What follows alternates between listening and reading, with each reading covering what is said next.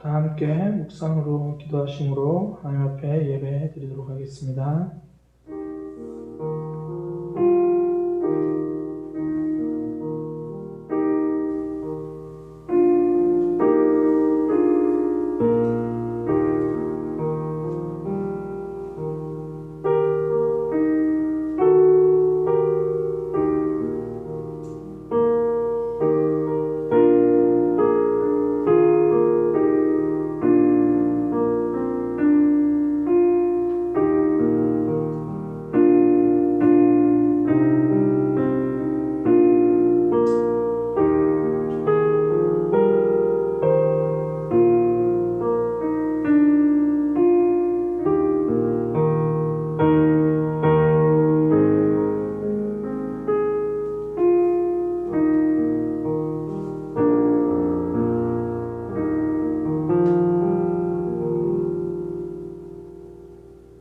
하나님, 이 시간 하나님 앞에 예배합니다. 복잡한 생각, 분주한 마음 내려놓고 하나님에게 집중하게 하여 주옵소서.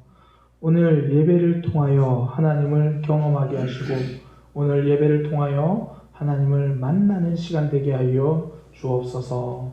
예수님의 이름으로 기도드립니다. 아멘. 사도신경으로 다 함께 신앙 고백하겠습니다. 전능하사 천지를 만드신 하나님 아버지를 내가 믿사오며 그 외아들 우리 주 예수 그리스도를 내가 믿사오니 이는 성령으로 잉태하사 동정녀 마리아에게 나시고 본디오 빌라도에게 고난을 받으사 십자가에 못 박혀 죽으시고 장사한 지 사흘 만에 죽은 자 가운데서 다시 살아나시사 하늘에 오르사 전능하신 하나님 우편에 앉아 계시다가 저리로서 산자와 죽은 자를 심판하러 오시리라. 성령을 믿사오며 거룩한 공회와 성도가 서로 교통하는 것과 죄를 사하여 주시는 것과 몸이 다시 사는 것과 영원히 사는 것을 믿사옵나이다. 아멘. 찬송가 305장 함께 찬양하겠습니다. 찬송가 305장입니다.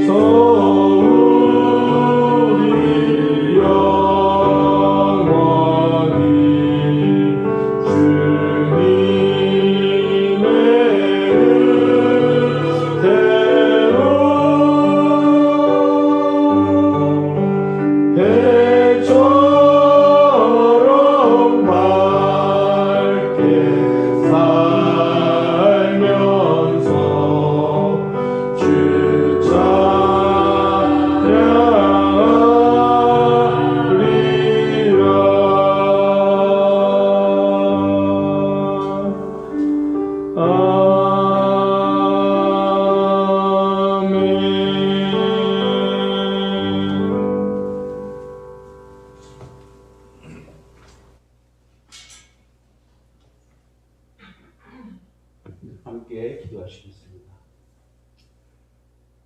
부활하셔서 영원한 생명 되신 아버지 하나님의 크신 사랑을 찬양합니다.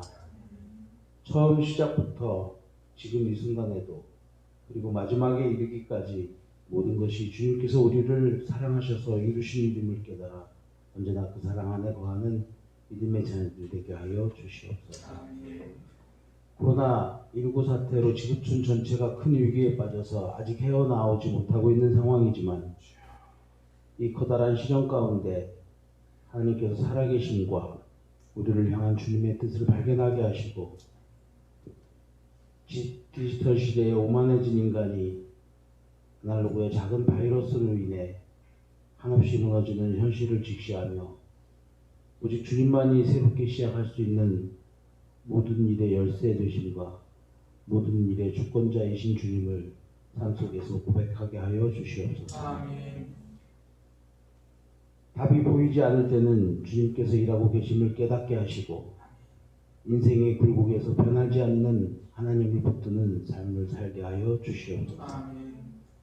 우리는 두렵지만 순종함으로 상황을 뛰어넘는 삶을 살게 하시고 일시적인 승리보다 일상에서 승리하는 삶, 하나님 편에 서서 언제나 승리케 하는 주님을 바라보게 하여 주시옵소서. 아멘.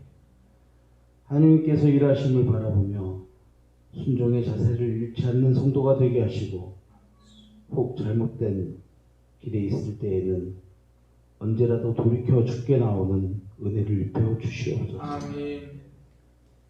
사람을 통해서 일하시는 하나님, 포스트 코비드 시대에는 사랑의 교회가 우리 사회의 선한 영향력으로 쓰임받게 하시고 특별히 세우신 담임 목사님을 통해 성도들이 영적인 삶이 가꾸어져서 누군가에게 소망이 되는 성도의 삶을 살게 하여 주시옵소서. 주님께서 나를 대신하여 대가를 치르셨습니다. 주의 백성 또한 믿음의 대가를 치를 수 있는 용기를 허락하여 주시옵소서. 성령님을 통해 공감케 하시고 세상을 이길 능력을 부어 주시옵소서. 언제나 우리의 중보자 되신 예수 그리스도의 이름으로 기도드립니다. 아멘.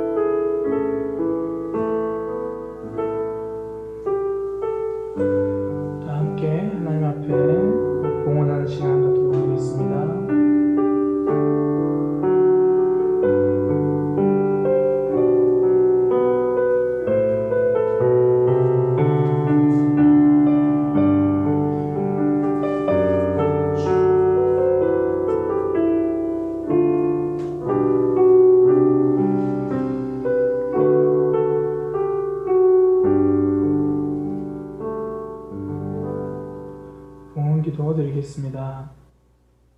하나님, 이 시간 하나님께서 주신 것 그 중에 일부를 주님 앞에 드립니다. 주님께서 받으시고 이 물질을 가지고 하나님 나라가 확장된 일에 쓰여지고 하나님의 사랑을 더 많은 사람들이 알게 되는 그 일에 쓰이는 물질 되도록 인도하여 주옵소서.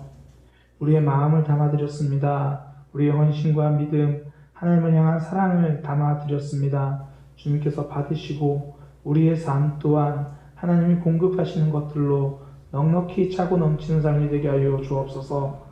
세상은 코로나 바이러스로 인하여 경제적으로 더 어려워질 것이라 말합니다. 실제로 그런 어려움들을 몸소 겪고 있는 지체들이 있습니다. 하나님께서 그들의 눈물과 그들의 기도를 들으셔서 공급하여 주시고 채워 주시옵소서. 이 땅을 살아갈 때 물질로 인하여 어려움 당하지 않도록 붙들어 주시고 믿음으로 살아갈 때 물질로 인하여 시험 들지 않도록 우리의 믿음을 붙들어 주옵소서. 예수님의 이름으로 기도드립니다. 아멘. 교회 소식입니다. 보고 싶습니다. 많은 이들 보고 싶습니다. 오늘도 예배를 각 가정에서 온라인으로 드리고 있습니다. 예배 후에 가족들과 함께 구역 모임, 말씀 나누는 모임 잘 진행되고 있으신가요? 잘 이렇게 해주시고요. 혹여나 우리 가정은 이런 말씀으로 참 은혜가 되었습니다 라고 카톡을 한번 보내주셔도 되게 감사할 것 같습니다. 안 올 것 같지만 5통 이상을 제가 큰 마음으로 기대해 보도록 하겠습니다. 그리고 예배 후에 계속 사진 이렇게 찍어 주시고요. 지난주 영상도 어디죠? 어제 영상 올라왔던데 보고 감동받았어요. 그 사이에 하영이가 걸었어요. 이게 그렇게 우리 함께 예배드리지 못한 과정 속에서도 하영이가 잘 자라고 있는 것처럼 우리의 믿음도 잘 자라는 그런 시간 되기를 소망합니다. 그래서 사진 꼭 보내주시고요. 4월 한 달간 계속해서 새벽 기도와 주일 예배 외에는 모든 모임을 자제하고 있습니다. 그리고 주일 예배도 온라인으로 드리고 있고요. 위에서 기도해 주시기 바랍니다. 특별히 모든 성도님들이 주어진 자리에서 하나님을 예배하고 은혜 받을 수 있도록 기도해 주시기 바랍니다. 정부에서는 지금 현재 5월 5일까지 사회적 거리두기를 계속 이제 한다고 하거든요. 저희도 또 이런 상황들에 맞추어서 여러 가지 것들 함께 또 의논해서 결정되는 대로 알려드리도록 하겠습니다. 교회와 성도님들의 가정과 믿음 건강을 위해서 기도해 주시기 바랍니다. 옆에 있는 지체들 우리 또 가족들끼리 함께 인사하겠습니다. 사랑의 교회는 삶의 변화를 경험하는 교회입니다. 우리 교회는 삶이 성장하는 교회입니다. 가족들 보면서 서로를 보면서 당당하게 말하세요. 제 믿음과 삶이 성장하고 있습니다. 너무 의욕의 눈길로 쳐다보지 마시고 기대의 눈길로 바라보면서 그렇게 함께 하기를 원합니다. 그렇게 우리가 성장해 나가기 위해서 하나님 말씀 함께 또 보고 나누도록 하겠습니다. 사도행전 2장 말씀입니다. 사도행전 2장 22절에서 41절까지 말씀입니다. 본문이 좀 긴데요. 사도행전 2장 22절에서 41절까지 말씀 길지만 한 목소리로 또 각 가정에서도 한 목소리로 그렇게 합독하도록 하겠습니다. 이스라엘 사람들아 이 말을 들으라. 너희도 아는 바와 같이 하나님께서 사살한 예수로 큰 권능과 기사와 표적을 너희 가운데서 베푸사 너희 앞에서 그를 증언하셨느니라. 그가 하나님께서 정하신 뜻과 미리 아신 대로 내준 바 되었거늘 너희가 법 없는 자들의 손을 빌려 못 박아 죽였으나 하나님께서 그를 사망의 고통에서 풀어 살리셨으니 이는 그가 사망에 매어 있을 수 없었음이라. 다윗이 그를 가리켜 이르되 내가 항상 내 앞에 계신 주를 배웠으며 나로 요동하지 않게 하기 위하여 그가 내 우편에 계시도다. 그러므로 내 마음이 기뻐하였고 내 혀도 즐거워하였으며 육체도 희망에 거하리니 이는 내 영혼을 음부에 버리지 아니하시며 주의 거룩한 자로 썩음을 당하지 않게 하실 것이미로다. 주께서 생명의 길을 내게 보이셨으니 주 앞에서 내게 기쁨이 충만하게 하시도로다 하였으므로 형제들아 내가 조상 다윗에 대하여 담대히 말할 수 있노니 다윗이 죽어 장사되어 그 묘가 오늘까지 우리 중에 있도다. 그가 큰 선지자라 하나님이 이미 맹세하사 그 자손 중에서 한 사람을 그 위에 앉게 하리라 하심을 알고 위리봉고로 그리스도의 부활을 말하되 그가 음부에 버림이 되지 않고 그의 육신이 썩음을 당하지 아니하시리라 하더니 이 예수를 하나님이 살리신지라. 우리가 다 이 일의 증인이로다. 하나님이 오른손으로 예수를 높이심에 그가 약속하신 성령을 아버지께 받아서 너희가 보고 듣는 이것을 부어주셨느니라. 다윗은 하늘에 올라가지 못하였으나 친히 말하여 이르되 주께서 내 주에게 말씀하시기를 내가 내 원수로 내 발등상이 되게 하기까지 너는 내 우편에 앉아 있으라 하셨도다 하였으니 그런즉 이스라엘 온 집은 확실히 알지니 너희가 십자가에 못 박은 이 예수를 하나님이 주와 그리스도 되겠느니라 하니라. 그들이 이 말을 듣고 마음에 찔려 베드로와 다른 사도들에게 물어 이르되 형제들아 우리가 어찌할꼬 하거늘 베드로가 이르되 너희가 회개하여 각각 예수 그리스도의 이름으로 침례를 받고 죄사함을 받으라. 그리하면 성령의 선물을 받으리니 이 약속은 너희와 너희 자녀와 모든 먼데 사람 곧 주 우리 하나님이 얼마든지 부르시는 자들에게 하신 것이라 하고 또 여러 말로 확증하며 권하여 이르되 너희가 이 패역한 세대에서 구원을 받으라 하니 그 말을 받은 사람들은 침례를 받음에 이날의 신도의 수가 3,000이나 더하더라. 아멘. 사도행전 2장 22절에서 41절 말씀을 통해 믿음은 껍질 깨기다 라는 제목으로 하나님 말씀 증거하도록 하겠습니다. 믿음은 껍질 깨기입니다. 문제를 넘어설 때 성장하게 됩니다. 다른 말로 아픈 만큼 성장한다, 성장통 이렇게 이야기를 하잖아요. 첫사랑의 시련을 딛고 이겨내면 진짜 사랑을 알아갑니다. 사춘기 자녀와 씨름하면서 기다릴 줄 아는 부모로 성장하게 되어가는 거죠. 나에게 찾아온 이런저런 문제를 넘어서고 나니까 성장하게 됩니다. 근데 진짜 넘어서야 하는 것은요, 문제가 아니라 자기 자신입니다. 그러니까 똑같은 문제로 계속 넘어지는 자신을 넘어설 때 성장하게 됩니다. 나폴레옹 컴플렉스라고 하죠. 키가 작거나 자신이 왜소함에 대해서 열등감을 가진 사람들일수록 오히려 더 타인을 통제하고 싶어 하거나 하나하나 간섭하려고 하는 심리가 있대요. 이런 걸 나폴레옹 컴플렉스라고 이렇게 부르거든요. 그러니까 나폴레옹이 프랑스 황제였잖아요. 근데 그는 유난히 키가 작았다라는 속설이 있습니다. 그러니까 자신의 작은 키를 권력이나 전쟁, 정복을 통해서 보상받으려고 했다는 거죠. 물론 결론적으로 말씀드리면 나폴레옹 키가 작았다는 것은 잘못 알려진 자료 때문이래요. 그러니까 원래 키는 169, 그 당시엔 그렇게 작은 키가 아니었는데 157로 잘못 알려져가지고 만들어진 말이라고 합니다. 그런데요, 그럼에도 불구하고 나폴레옹 컴플렉스라는 말이 아직도 쓰이는 이유는 꼭 키에만 원인이 있는 게 아니라는 거예요. 스스로 나 자신이 좀 작다, 부족하다, 연약하다, 내 과거에 상처가 있다, 무력하다고 느끼는 사람들 중에서 다른 사람을 더 통제하려고 하거나 강하게 간섭하려고 하는 모습이 많이 나타난다는 거죠.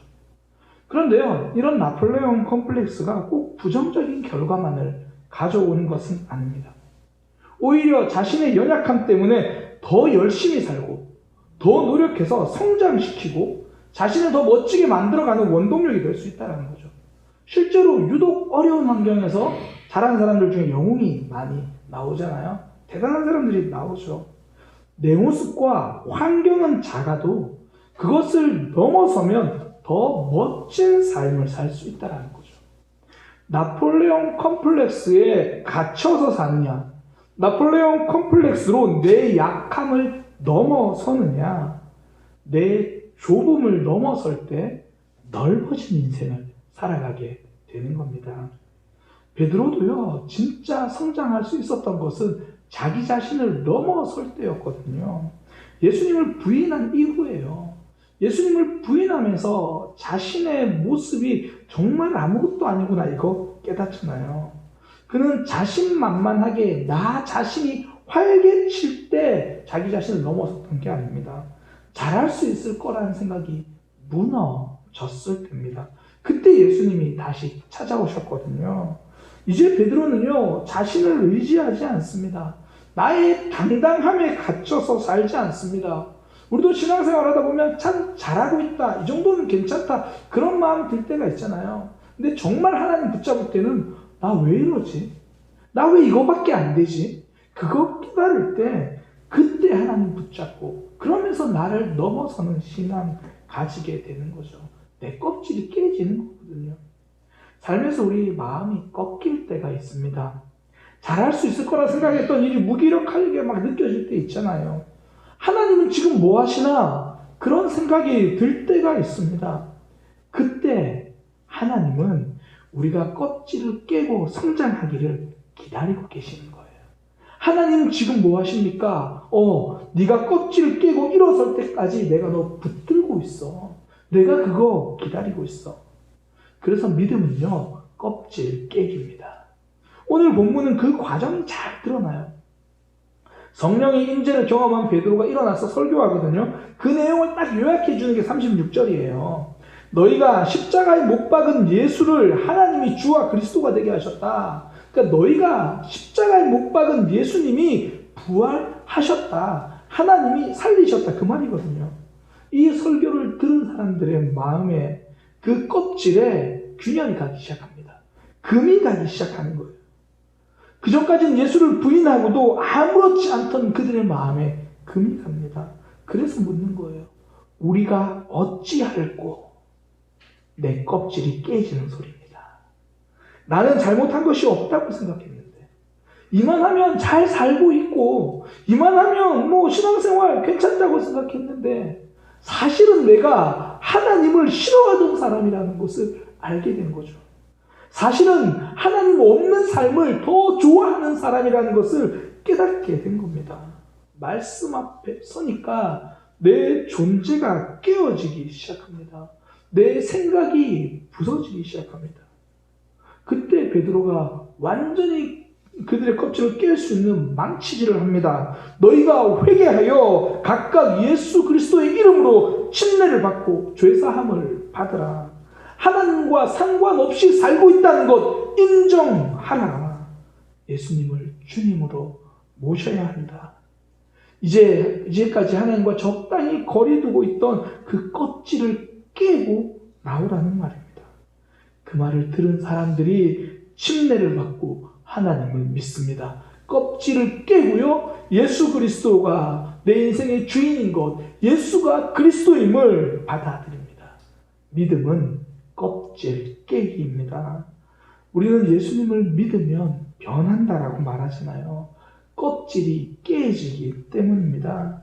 제가 무식한 이야기를 하나 하면요, 저는 호두가 그 딱딱한 껍질이 그게 호두 껍질의 전부인 줄 알았어요. 청년들은 그게 전부 아니에요. 지금 그런 눈빛으로 저를 보고 있는데, 호두 나무에 호두가 열린 거 보면요, 이 청피라고 하죠. 녹색 이 껍질에 쌓여 있어요. 얼른 보면 좀 작은 사과, 좀 동그랗게 생긴 대추, 그런 느낌이거든요. 그런데 그 청피라고 하는 녹색 껍질을 이렇게 비벼서 깨고 나면 그 안에 우리가 아는 그 딱딱한 호두가 있어요. 제가 얼마 전에 알았어요. 무식하죠. 그 호두도요, 껍질이 깨지니까 모습이 달라지잖아요. 껍질이 깨지면 변하는 거예요. 그러니 예수님을 믿으면 달라질 수밖에 없는 겁니다. 내 껍질이 깨지는 거거든요. 우물가의 여인, 소심하던 여인이죠. 사람들 없는 시간에만 외출하고 사람이 두렵고요, 시선이 두렵던 이 여인입니다. 그런데 예수님을 만나고 나서 그 두려움의 껍질이 깨진 거예요. 사람들에게 가서 예수님을 전합니다. 믿음은요, 내 껍질 깨기입니다. 뜻밖의 회심이라는 책이 있는데요, 동성애 여성이 예수님을 믿고 나서 사모님이 된 이야기입니다. 그 로자리아 버터필드라는 사모님이 쓰신 책인데요, 자신의 이야기를 그대로 이제 책으로 썼습니다. 그녀는 원래 30대에 대학 교수가 될 정도로 남들이 보기에 성공한 삶을 살고 있었습니다. 물론 동성애 레즈비언의 삶을 살고 있었고요. 그러면서 이 앞뒤 없이 동성애자들을 공격하는 기독교인들이 너무 어리석고 폭력적이다, 그렇게 생각을 한 거예요. 그녀도 성경을 읽었거든요. 읽으면서 재미있는 이야기도 많고 좋은 격언도 많고, 또 한편으로는 왜 이래 강압적인 윤리, 동의하지 못할 그런 어리석은 이야기들로 성경이 가득 차 있다 생각을 한 거예요. 한 번은 대학교 안에 선교단체에서 전도 활동을 시작하는 거예요. 그 모습을 본 또 이제 그 로자리아 그녀가 이 기독교라는 이 우매한 종교에 맞서야겠다 생각이 들어가지고 이 지역 신문에 글을 이제 기고하기 시작한 겁니다. 그 글이요, 많은 사람들의 관심을 끌었고, 그때부터 수많은 편지가 이제 막 온 거예요. 그래서 박스 2개를 준비했대요. 이 편지가 두 종류잖아요. 막 비난하는 편지 이쪽으로, 그리고 지지하고 그래 맞아 기독교 걔네들 문제야 이런 편지 이쪽으로 이제 분류해서 읽었대요. 어느 날 편지를 받았는데 어느 쪽으로 분류해야 되지? 그런 편지를 한 장 받은 거예요. 켄이라고 하는 목사님이 보낸 편지인데요. 그 편지는 굉장히 친절했습니다. 오히려 그녀의 삶에 진지한 관심을 보여주었습니다. 호기심이 아니라 진지한 관심. 그리고 예수님에 대해서 찬찬히 설명해주는 그런 내용인 거예요. 편지를 읽고 로자리아가 이거 답장을 해야 될지 말아야 될지 몰라서 그냥 휴지통에 던졌습니다. 그리고 그날 밤 재활용 쓰레기통까지 가서 다시 그 편지를 찾아오고요. 책상 위에 그냥 올려둡니다. 책상에 올려둔 지 일주일 정도 지날 때까지 계속 그냥 올려놓은 거예요. 그러면서 그녀가 다시 성경을 보기 시작합니다. 왜 수많은 사람들이 이 성경을 보고 삶이 변화되었는가 의문을 가지기 시작하고요. 켄 목사님에게 연락해서 켄 목사님 부부와 함께 이제 오랜 시간 교제를 나눕니다. 한 2년 정도 교제를 하면서 예수님을 영접하게 되고 레즈비언이라는 단단한 껍질을 깨버렸습니다. 그런즉 누구든지 그리스도 안에 있으면 새로운 피조물이라 이전 것은 지나갔으니 보라 새 것이 되었도다. 새 사람이 된 거죠. 우리가 잘 아는 야곱, 태어날 때부터 쌍둥이 형의 발 뒤꿈치를 잡고 태어나잖아요. 내가 먼저 태어나고 싶었거든요. 내가 형이 되고 싶은 거예요. 그러니까 모든 걸 다 가지고 싶죠. 그러기 위해서 수단과 방법도 가리지 않습니다. 다른 사람의 약점을 이용해서 뭔가 더 얻으려고 하고, 심지어 아버지와 형, 가족에게까지 사기를 칩니다. 그러니까 그 이름의 야곱, 이름의 뜻이 발뒤꿈치 잡는 자, 또한 속여서 넘기는 자, 이름 자체가 그런 뜻이에요. 하나님은 그런 야곱에게 이스라엘이라고 하는 새 이름을 주셨습니다. 이름을 바꾸라는 말이 아니죠. 삶을 바꾸라는 말입니다. 이전 삶의 껍질을 깨라는 말이죠. 우리가 자신의 껍질을 깰 때 그때부터 새 사람이 되는 겁니다. 단순해요. 공부를 더 잘하고 싶으면요. 지금 공부한 습관의 껍질을 깨고 달라지면 성적도 달라집니다. 운동선수들 보면 그렇잖아요. 좋은 성적을 내고 싶은 사람들 대부분 그전까지 하던 내 폼부터 바꿔요. 그 껍질을 바꾸는 거거든요. 지금은 은퇴했지만 그 야구 선수 중에 양준혁 선수, 전성기 시절에 이렇게 말해요. 배트를 거꾸로 잡고 쳐도 3할은 친다. 그런 타자거든요. 정말 대단한 타자입니다. 그런데 나이가 드니까 이 스윙 스피드가 떨어지는 거예요. 이전 같은 실력이 나오지 않는 겁니다. 그러니까 과감히 타격폼을 바꿔요. 그동안 평생 연습해오던 방법에서 새로운 방법을 시도한 겁니다. 그렇게 몸에 굳은 타격폼이라는 껍질을 깨자 새로운 전성기를 맞이합니다. 껍질을 깨야 새로워집니다. 저는 우리 모두가 새로운 삶을 살아가기를 소망합니다. 답답한 현실을 이겨내고 지금 좀 우울하고 힘들고 여전히 똑같은 모습으로 되풀이하는 내 자신을 해서 새로운 모습으로 그렇게 살아가기를 소망합니다. 껍질 깨기가 답입니다. 어떻게 하면 그 껍질을 깰 수 있습니까? 사실 우리 껍질은 호두 껍질보다 더 단단하잖아요. 웬만한 망치로 깨지지 않잖아요. 하루하루 살아오면서 그 시간만큼 껍질이 단단해졌잖아요. 어떻게 하면 그 껍질을 깰 수 있습니까? 만남이에요. 만남이 껍질을 깨는 망치입니다. 베드로의 설교를 들은 사람들은 그 굳어진 마음에 균열이 생기기 시작하잖아요. 그들의 마음에 찔려서 말씀이 들리니까 단단한 껍질에 금이 가기 시작합니다. 말씀을 듣는다는 거 하나님을 만난다는 거죠. 들음은 만남입니다. 말씀을 통해 하나님의 일하심을 만나는 거예요. 베드로가 전했던 그 말씀은 딴 게 아니고요. 하나님의 하신 일에 대해서 이야기했습니다. 하나님이 예수님을 살리셨다. 예수님 입장으로 이야기하면 예수님이 부활하셨다. 하나님이 하신 일, 예수님이 하신 일을 그것을 만나게 되니까 껍질이 깨지기 시작합니다. 만남이 힘이죠. 대면의 힘입니다. 학부모들이 연초에 가장 많이 하는 기도 중에 하나가요. 반편성이거든요. 저희도 기도 시간 받아보면 3월, 2월은 거의 우리 아이 좋은 선생님 만나게 해주세요. 우리 아이 좋은 친구 만나게 해주세요. 만남의 힘을 아는 거예요. 대면의 힘을 알기 때문이거든요. 저는 우리나라 역사 이래 최고의 학자를 꼽으라면 망설이지 않고 정약용을 꼽습니다. 저희 성교에도 정약용 이야기를 굉장히 많이 하잖아요. 이 사람처럼 되고 싶다는 생각이 좀 많이 드는데, 정약용은요, 한자가 쓰여진 이래로 가장 많은 책을 남긴 학자입니다. 우리나라 중국 통틀어서요. 그런 학자거든요. 이런 정약용이 이렇게 대학자가 될 수 있었던 이유는요, 16세에 성호 이익을 만났기 때문입니다. 정작 이익은요, 정약용이 태어난 그 다음에 죽은 사람이에요. 그런데 정약용이 16세가 되던 때에 이익의 책을 보고 나서 학문할 마음이 생겼다라고 그렇게 이야기해요. 16세의 이익을 책을 보고 나서 어떻게 공부해야 되는지 방법을 알았다, 그렇게 말해요. 이렇게 책을 보는 것은 보았다라고 말하기는 부족하죠. 만난 거예요. 책을 만나고 책을 통해서 성호 이익을 만난 거죠. 그때부터 패턴이 깨지고요, 생각이 깨지는 거예요. 여행도 만남이잖아요. 단순히 막 깃발 들고 다니면서 이것저것 보고 오는 그런 관광 말고, 그곳에서 음식을 만나고, 그곳에서 사람을 만나고, 그곳에서 역사를 만나고 오는 게 여행입니다. 그런 만남을 통해서 내 생각이 깨지잖아요. 내 문화에 갇혀있던 게 깨지잖아요. 그러니 성장하잖아요. 이게 만남의 힘입니다. 만나면 깨어지게 되는 거죠.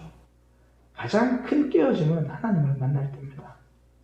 앞서 말씀드린 로자리아 사모님이요, 켄 목사님 부부가 이제 서로 교제하고 그 집에도 가고 이러고 있을 때예요. 아직 성경을 읽고 있지만 예수님 영접하기 전인데, 그때 이제 그녀의 레즈비언 파트너가 준비한 저녁 모임을 함께 하게 됐습니다.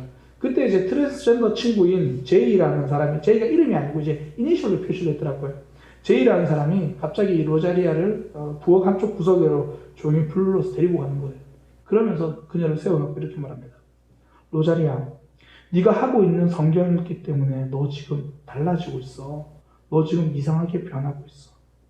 그때 그녀가 이렇게 썼더라고요. 들킨 것 같았다. 그러면서 하는 말이, 제이, 만약에 성경이 진실이면 어떡하지? 만약에 정말 부활하신 예수님이 주님이면 어떡하지? 그럼 우리 모두 너무 곤란한 상황에 빠진 거 아니야? 말씀을 통해 하나님을 만나면요, 삶이 깨어지기 시작합니다. 내 존재가 깨어지기 시작합니다. 우리가 제 아무리 딱딱한 껍질로 나를 감싸고 있어도 오랜 세월 굳어진 그 강수보다 더 딱딱한 껍질 속에 있어도 예수님을 만나면 깨어지게 됩니다. 우리가 예배하는 이유가 하나님을 만났기 때문이잖아요. 우리가 예배하는 이유가 하나님을 만나기 위해서잖아요. 우리가 지금 각자 가정에서 코로나19 바이러스 사태 속에서도 이 조그만 휴대폰으로, 아니 노트북으로, 아니 TV로 예배하는 이유가 우리 껍질을 깨기 위해서잖아요. 그 하나님과 만남을 이어가기 위해서입니다. 자주 만나면, 자주 만나게 되면, 자주 찾아가고 자주 오면 만남도 자주 되게 되어 있습니다. 자주 오고 그러면 자주 만나는 거죠. 로또 판매점 중에 왜 1등 7번 당첨된 집, 1등 10번 당첨된 집 공통점이 있어요. 사람들이 엄청 많이 삽니다. 다른 게 아니에요. 다른 곳보다 10배, 20배 사가니까 당첨자도 많이 나오는 거죠. 확률이 높은 게 아니라 빈도가 높은 거예요. 도전하는 사람이 많으면 당첨되는 사람도 많은 겁니다. 그러니까 우리가 지속적으로 하나님 앞에 서면 하나님을 만나게 됩니다.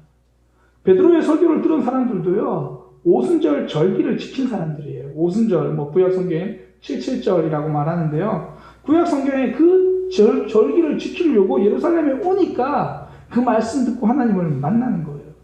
같이 흩어져 있던 유대인, 그들만 있었던 건 아니거든요. 그 중에는 이런저런 사정으로 못 온 사람도 있을 거예요. 이런저런 핑계로 그 77절, 오순절을 지키지 못한 사람도 있을 거예요. 너무 바빠서. 혹은 지금 삶이 너무 힘들어서. 이런저런 상황 때문에 절기를 못 지키러 온 사람들 있는 거죠. 그런데 그거 다 극복하고, 내 감정, 내 마음 극복하고 나와서 절기를 지키니까 그 말씀 듣고 하나님을 만납니다. 그러니 하나님을 만나기 위해선 물량 공세가 중요합니다. 1년에 한 번 성탄절만 예배 나오는 것이 아니라 매주 예배하고 매일 말씀 보는 삶, 하나님을 만나기 위해서 다양한 경로를 펼쳐놓는 사람이 하나님을 만나는 거예요. 누가복음 2장에 보면 이 안나라고 하는 여선지자 이야기가 나오는데요. 그녀는 예루살렘 성전에 갔다가 아기 예수님을 만나게 됩니다. 그녀가 특별히 선지자의 계시로 그날 들어갔던 게 아니고요. 성경에 보니까 이 사람이 평소에도 성전을 떠나지 않고 주야로 금식하며 기도했다고 말해요. 매일 성전에 가니까 어느 날 우연히 오신 아기 예수님을 그 안나는 만날 수 있었던 거죠. 매일 큐티하는 사람은요, 큐티를 통해 하나님 만납니다. 매일 기도하는 사람은요, 기도를 통해 응답하심을 만납니다. 매일 성경 읽는 사람은요, 성경 읽기를 통해 위로하시는 하나님을 만납니다. 예수님을 믿은 지 얼마 안 되신 분이 이야기인데요. 밖에서 친구들하고 만나서 이제 밥 먹고 차 마시고 그러는데 친구들 중에 한 분이 그분을 전도하기 시작하는 거예요. 다시 무교가 되라고 전도를 하는 거예요. 뭐 이제 다른 게 아니라 왜 너 기독교를 믿냐? 성경 그거 뭐 다 거짓말 아니냐? 믿어지지 않는 거 왜 그러냐? 한참 그런 이야기를 계속 하더래요. 듣고 있는데 안 그래도 예수님 믿은 지 얼마 안 됐는데 뭐 억울하기도 하고 괜히 좀 기분도 나쁘고 근데 교회 다닌 지 얼마 안 되니까 설명도 못 하겠고 그러니까 혼자서 막 당한 기분으로 이제 집에 온 거예요. 막 기분도 안 좋고 그러니까 이제 집에 와서 이제 성경을 보는 거예요. 근데 왜 봤냐면 안 좋은 기분 이겨내려고 본 게 아니라 읽기로 다짐했으니까.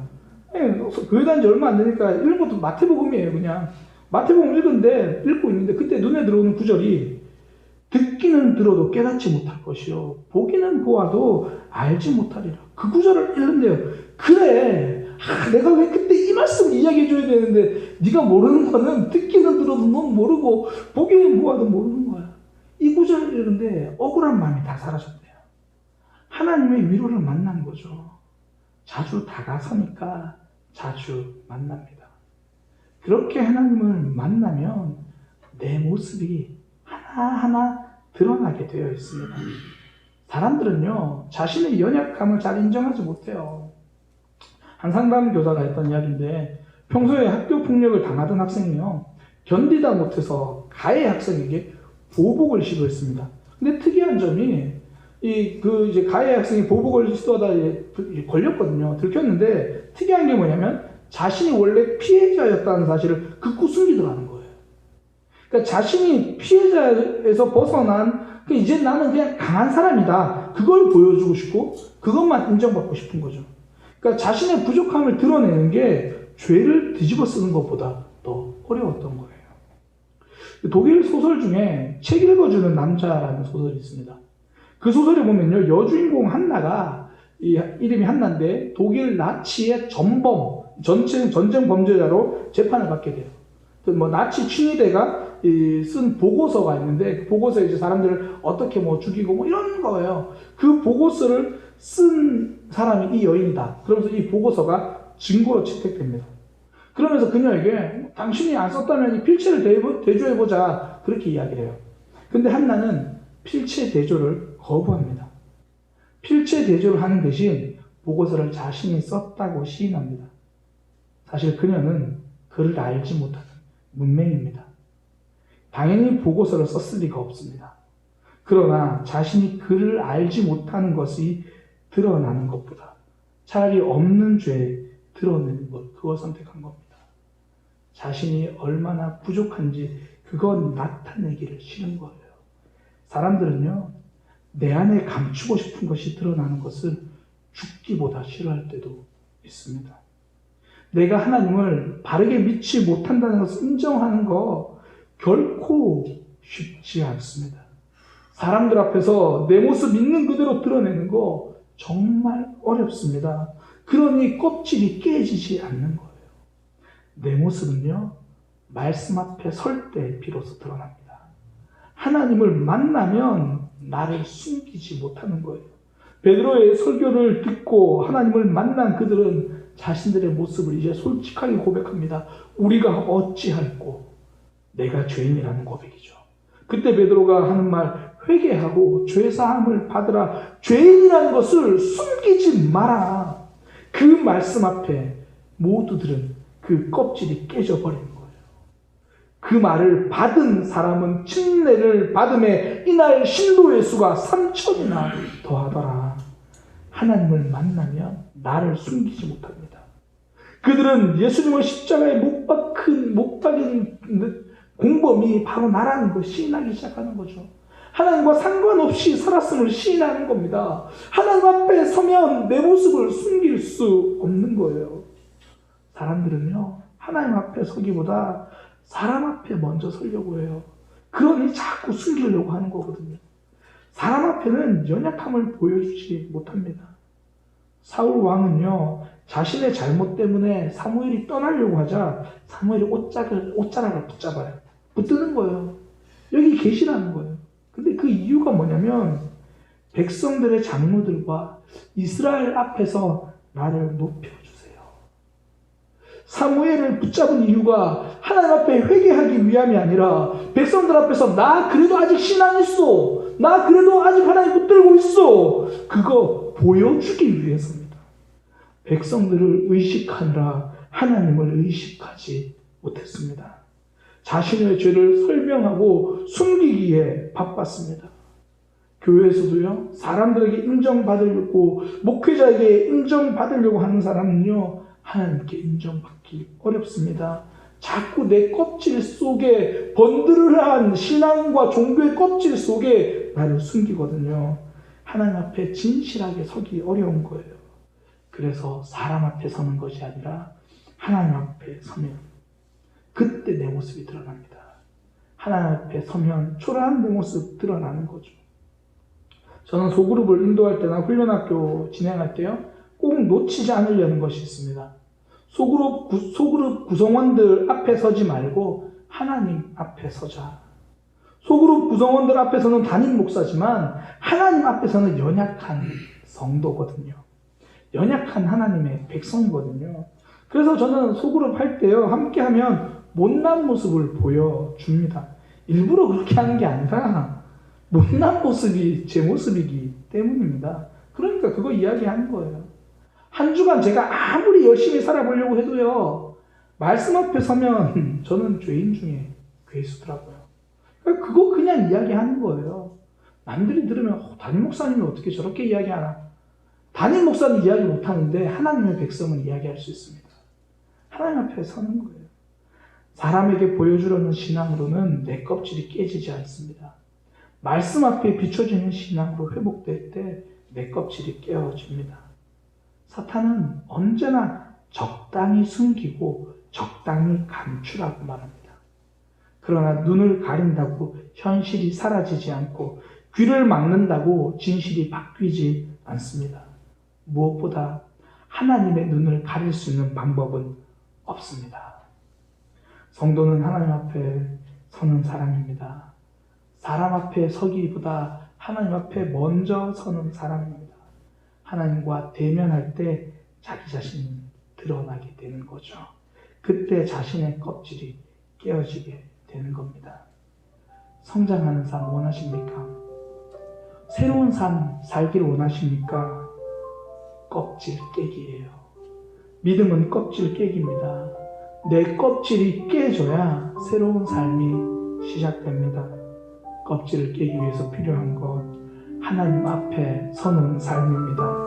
말씀 앞에, 예배 앞에, 하나님 앞에 설 때 부끄러운 모습 드러납니다. 내 죄가 드러나고 내 민낯이 드러납니다. 그때부터 껍질이 깨지고요, 새로운 삶을 살게 됩니다. 종교가 깨지고 신앙이 살아납니다. 죄가 깨어지고 십자가가 세워집니다. 죽음이 깨어지고 생명이 살아납니다. 그렇게 하나님 앞에 나를 내려놓고 하나님과 만나기를 사모해서 껍질 깨어지고 새로워지는 삶이 되시기를 소망합니다. 우리 들은 말씀 기억하면서 묵상하며 좀 기도하기 원합니다. 하나님, 내가 하나님 앞에서 껍질이 깨어지는 삶 되게 하소서. 하나님, 내가 하나님 앞에 나 자신을 있는 그대로 드러내게 하여 주옵소서. 내 모습, 부족하고 연약하지만 하나님 앞에 나아갑니다. 우리 그렇게 묵상하며 기도하겠습니다. 언제나 내 모습 너무나 부끄러워. 사람 앞에서 보이는 무릎으로 주님께 여전히 목사로서 먼저 서고 싶은 모습이 아직 기도로 하나님 가오니 앞에 자주 서기보다 사람 앞에 설 때가 더 많아져 버렸습니다. 나 홀로 서 있는 하나님 앞에 진실하게 서는 하나님 죽은 내 영계 우사 하나님 앞에 더 자주 서서 더 말씀하고 더 기도하고 하나님 앞에 많이 서서 하나님 많이 만나서 내 걱정을 쏟아서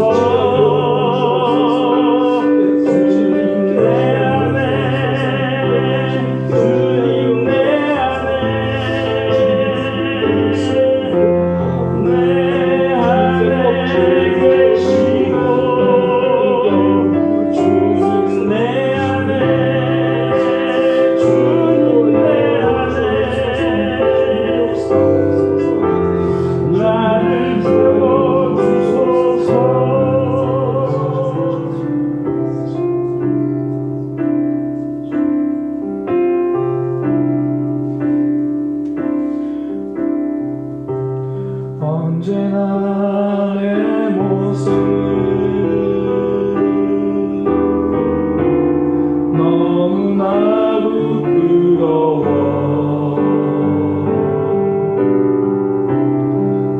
무릎으로 주님께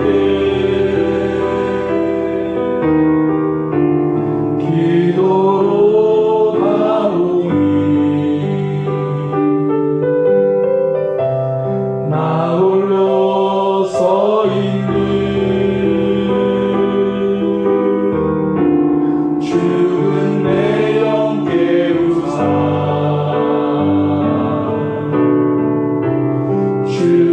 주님만 나를 깨워 내 영 살게 하소서. 주님 내 안에 주님 내 안에 내 안에 계시고 주님 내 안에 주님 내 안에 나를 세워. 언제나 내 모습 너무나 부끄러워. 언제나 내 모습 찬양으로 고백하며 나아갑니다. 너무나 부끄러워. 하나님 그래서 기도합니다. 그래서 예배합니다. 무릎으로 주님께 그래서 말씀 보겠습니다. 그래서 묵상하겠습니다. 기도로 가오니 주님 내 입으로 할 수 없습니다. 나 홀로 서 있는 죽은 내 영계 우사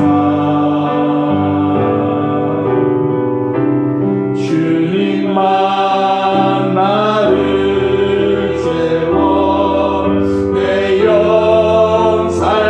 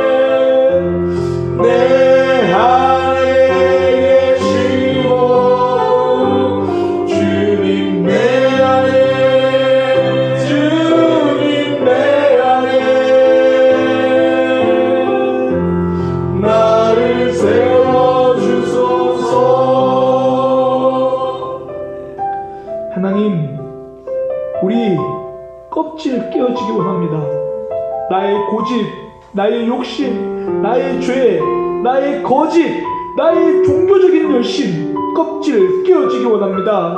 하나님 앞에 서서 내 껍질을 깨어지고 새로운 삶이 되게 하여 주옵소서. 이전 것은 지나갔으니 보라 새 것이 되었도다. 이 말씀이 날마다 삶으로 증명되게 하여 주옵소서. 껍질 깨는 삶이 되게 하여 주옵소서.